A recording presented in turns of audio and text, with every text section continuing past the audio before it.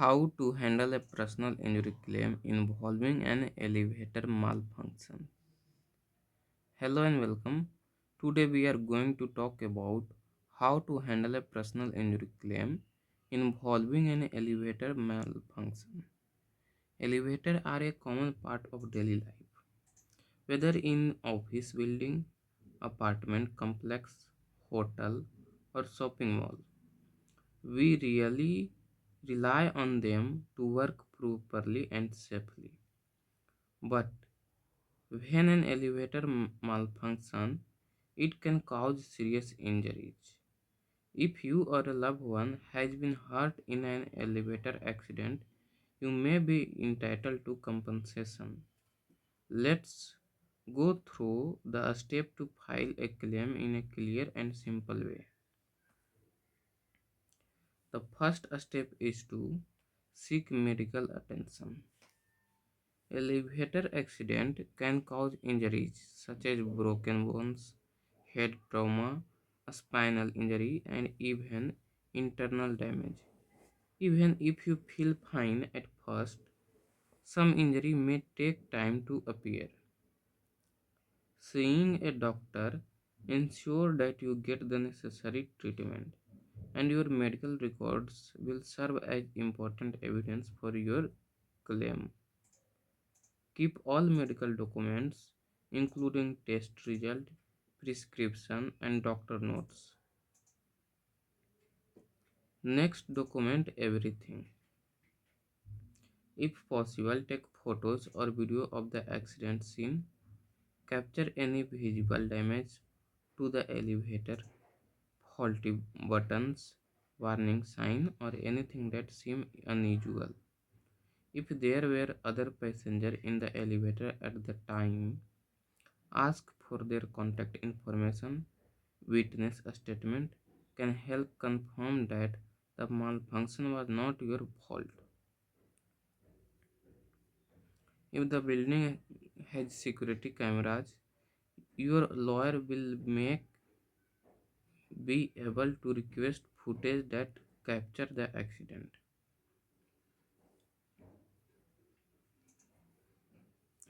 After gathering evidence, report the accident immediately. Inform the building owner, manager, or security personnel and make sure an official incident report is filed. Ask for a copy of the report for your records. If the accident was serious, you may also need to call emergency service to file a police report. Having an official record of the incident will strengthen your claim. Now, let's talk about liability. To file a successful claim, you need to determine who was responsible for the malfunction. Liability in an elevator accident can fall on different parties. The building owner or property manager may be responsible if they fail to maintain the elevator or ignore safety concerns. If the elevator had a design or manufacturing defect, the company that made or installed it could be held accountable. If an elevator maintenance company was responsible for inspection and repair but failed to fix known issue, they may be liable. Identifying the responsible party is key to your claim. To strengthen your case, check if the elevator had a history of issue. Many buildings are required to keep maintenance and inspection record for their elevators.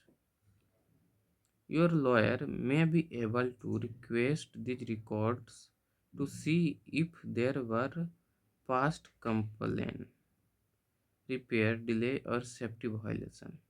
If the property owner or management ignored safety requirement, This can be used as evidence of negligence.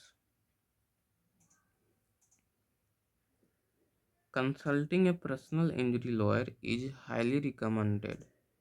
Elevator manufacturer or elevator malfunction case can be complex, and proving liability requires a strong evidence.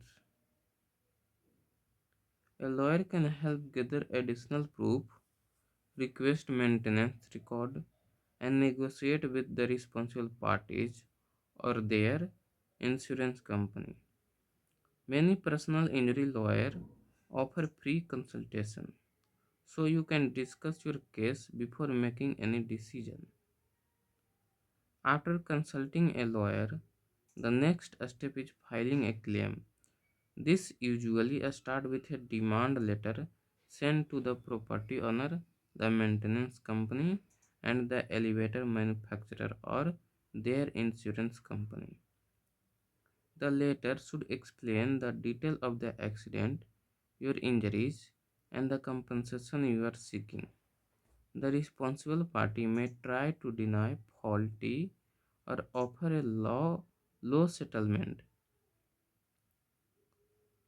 Your lawyer will negotiate on your behalf to ensure you receive a fair compensation. If a fair settlement cannot be reached, you may need to file a lawsuit.